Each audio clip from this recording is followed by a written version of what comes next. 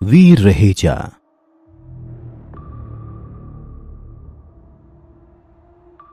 जब से ये यूनिवर्स बनी है तब से हम सब बस एक ही चीज मानते आए हैं कि पूरे यूनिवर्स में पृथ्वी अकेला ही एक ऐसा प्लेनेट है जहां पर जीवन पाया जाता है।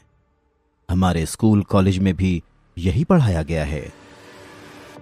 हालांकि ये बात और है कि जैसे जैसे साइंस ने तरक्की की है वैसे वैसे ये बात भी सामने आई है कि यूनिवर्स में पृथ्वी जैसे और भी बहुत सारे ग्रह हैं जहां पर साइंस ऑफ लाइफ मिले हैं। वहां रहने वाले लोग हम ह्यूमंस का ही कोई वर्जन हैं। यहीं की तरह वहां भी पेड़ पौधे और जानवर हैं, बस अलग है तो वहां के तौर तरीके और लोगों और जानवरों की सोच। सुनने में ये थोड़ा अजीब जरूर लगता है, लेकिन ये एक रिसर्च किया हुआ फैक्ट है। हमारी पृथ्वी जैसे ही एक ग्रह टाइटन की पहाड़ी पर काले रंग के कपड़े पहने 18 साल की उम्र का एक जवान लड़का अपने एक हाथ में खून से लथपथ खंजर और दूसरे में एक मरे हुए कछुए को लिए खड़ा हुआ था। खंजर से लगातार टपकता हुआ खून इस बात को साफ कर रहा था कि उस लड़के ने अभी अभी ही इस कछुए को मारा है। तभी उसकी आंखों के सामने नीली रोशनी फैल गई और एक ट्रांसपेरेंट सी स्क्रीन सामने आ गई। उस पर लिखा था, काला कछुआ मारा गया, डेविल सोल हासिल नहीं हुई। 0 से 10 जीन पॉइंट्स हासिल करने के लिए इसकी एनर्जी हासिल करें। ये पढ़कर वीर रहेजा नाम के उस लड़के के खूबसूरत चेहरे पर एक संतोषजनक मुस्कुराहट आ गई। वो तुरंत ही उस मरे हुए कछुए को जमीन पर रखता है और अपने हाथ में लिए खंजर से उसका पेट फाड़ देता है।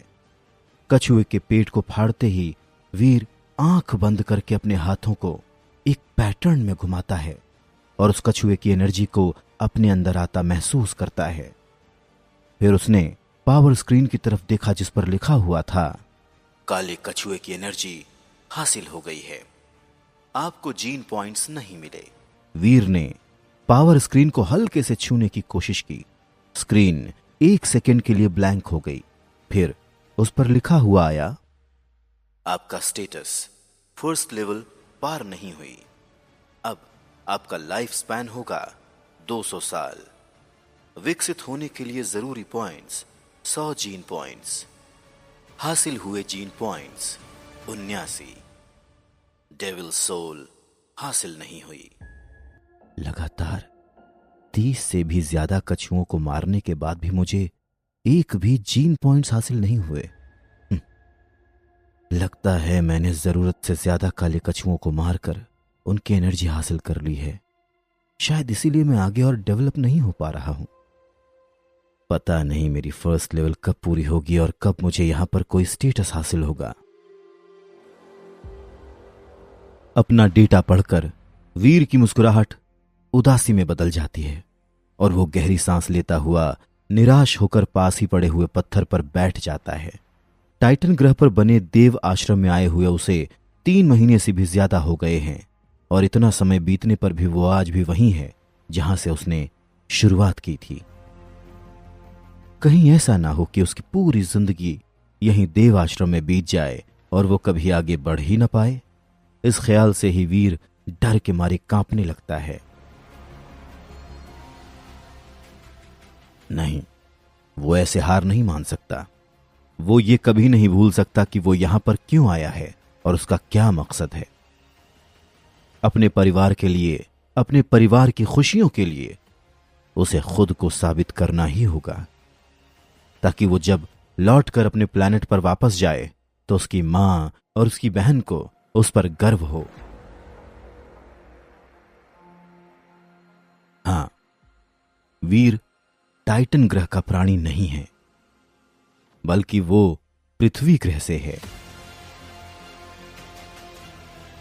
तो फिर वो वहां क्या कर रहा है और उसका क्या मकसद है? और सबसे बड़ी बात, वो यहां पहुंचा कैसे? तो ये बहुत ही दिलचस्प कहानी है।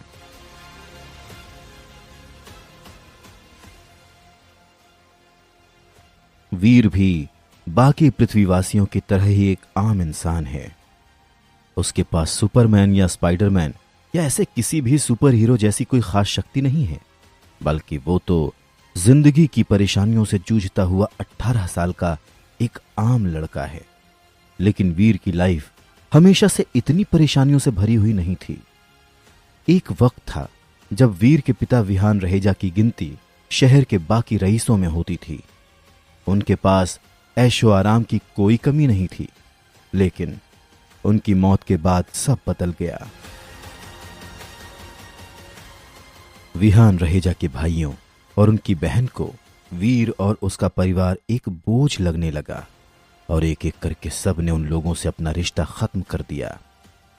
वीर की मां प्रेरणा रहेजा को अपने रिश्तेदारों का ऐसा रवैया देखकर बहुत दुख हुआ, पर फिर भी वो बिना किसी से कोई शिकायत किए अपने दोनों बच्चों के साथ अपनी पुश्तैनी हवेली, जो कि वीर के दादाजी के नाम पर थी, वहां पर अपना जीवन बिताने लगी।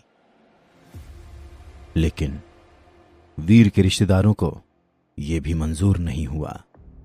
विहान रहेजा के बिजनेस पर कब्जा जमाने के बाद अब उनकी नजर उस पुश्तैनी हवेली पर पड़ गई और वो लोग अलग अलग तरीके से प्रेरणा रहेजा पर उस हवेली को बेचकर उनसे मिले पैसों का बंटवारा करने के लिए दबाव डालने लग गए। लेकिन प्रेरणा रहेजा ऐसा कैसे कर सकती थीं? आखिर प्रॉपर्टी के नाम पर उनके पास यही एक हवेली ही तो रह गई थी। अगर ये भी बिक जाएगी तो वो अपने दोनों बच्चों को लेकर कहां जाएंगी? लेकिन इन सब बातों से वीर के दोनों चाचा और बुआ को कोई मतलब नहीं था। वीर को आज भी वो दिन बहुत अच्छे से याद है जब वो कॉलेज से एग्जाम देकर घर लौटा था और उसने अपनी बुआ को अपनी मां से बहस करते हुए सुना। प्रेरणा, आखिर तुम चाहती क्या हो? ये घर हमारे माता पिता का है और मेरा और मेरे भाइयों का इस पर बराबर का हक है। अब जब विहान भैया नहीं रहे तो हम उनकी पत्नी और बच्चों को परेशान नहीं करना चाहते। घर बेचने के बाद उनका जो भी हिस्सा बनेगा वो हम तुम दोनों को दे देंगे, समझ गई? लेकिन अगर तुम ये पूरी हवेली हड़पने के फिराक में हो ना, तो हम भी ऐसा होने नहीं देंगे, समझ गई? वीर की बुआ की कर्कश आवाज पूरी हवेली में गूंज रही थी।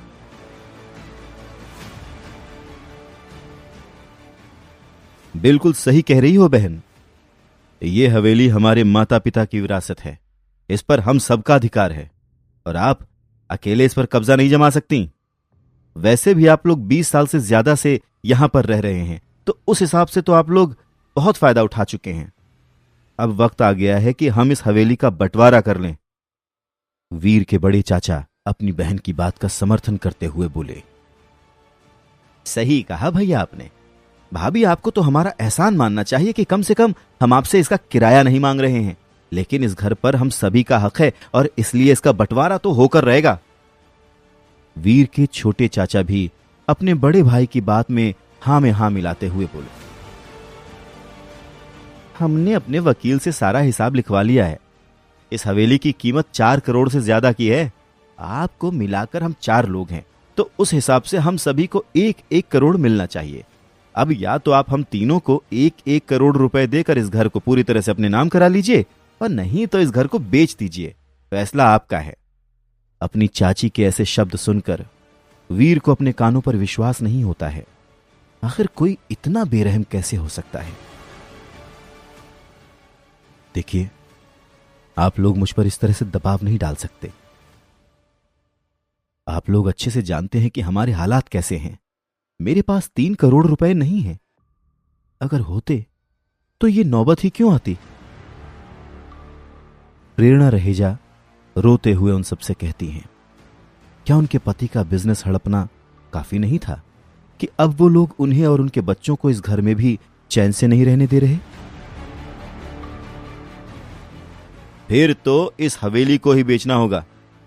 वीर की बुआ अपना आखिरी फैसला सुनाते हुए बोली, जिसे सुनकर वीर को बहुत हैरानी होती है। उसने कभी नहीं सोचा था कि एक दिन उसे अपनी बुआ का ये रूप भी देखने को मिलेगा। लेकिन अगर हवेली बिक जाएगी तो हम रहेंगे कहां? वीर का ग्रेजुएशन बस पूरा होने ही वाला है और अनुजा ने तो अभी स्कूल भी जाना शुरू नहीं किया। प्रेरणा रहेजा एक बार फिर से उन सबको समझाने की कोशिश करती हैं। देखिए भाभी जी, अब आप बेकार की बात कर रही हैं। मुसीबतें सिर्फ आपके साथ ही नहीं हैं।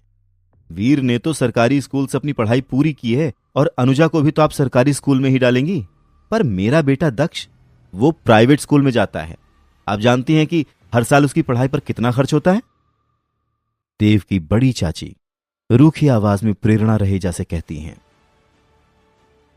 छोटी भाभी बिल्कुल ठीक कह रही हैं। हाँ, मुश्किलें हम सभी के पास हैं और हम सभी को पैसों की जरूरत है भाई। तो फिर हम लोग इस हवेली को ही क्यों ना बेच दें। इससे हम सभी को फायदा होगा और आप भी अनुजा को किसी अच्छे प्राइवेट स्कूल में पढ़ा सकेंगी। वीर की छोटी चाची सबकी बात से सहमत होते हुए कहती है,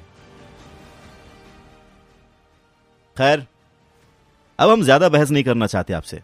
या तो आप हमें पैसे दे दीजिए या फिर इस हवेली को बेच दीजिए। फैसला आपका है। वीर की बुआ अपना आखिरी फैसला सुनाते हुए कहती है। उनमें से किसी को भी इस बात की परवाह नहीं थी कि घर बिक जाने के बाद उनके बड़े भाई के परिवार का क्या होगा। उन सब की बातें सुनकर बाहर खड़े वीर का खून खौल रहा था। जब उसे ऐसा लगा कि अब वो इन लोगों की बेतुकी बातें और नहीं सुन सकता, तब वो बिना कुछ सोचे समझे दरवाजा खोलकर कमरे के अंदर आ जाता है। अपनी मां की आंखों में आंसू और अपनी छोटी बहन को डरा हुआ देखकर उसके गुस्से का पारा चढ़ जाता है। और जो लोग इन सब की वजह थे, वो लोग अपने चेहरे पर बेरहम मुस्कुराहट के साथ खड़े हुए थे। आप लोगों की हिम्मत कैसे हुई यहां आकर इस हवेली को बेचने की बात करने की। वीर का गुस्सा इस समय 7वें आसमान पर था और इस समय इस बात की परवाह नहीं थी कि सामने खड़े हुए वो लोग उससे उम्र में बड़े हैं। जब उन लोगों ने ही रिश्तों का लिहाज नहीं रखा, तो फिर वो क्यों उन लोगों की इज्जत करे।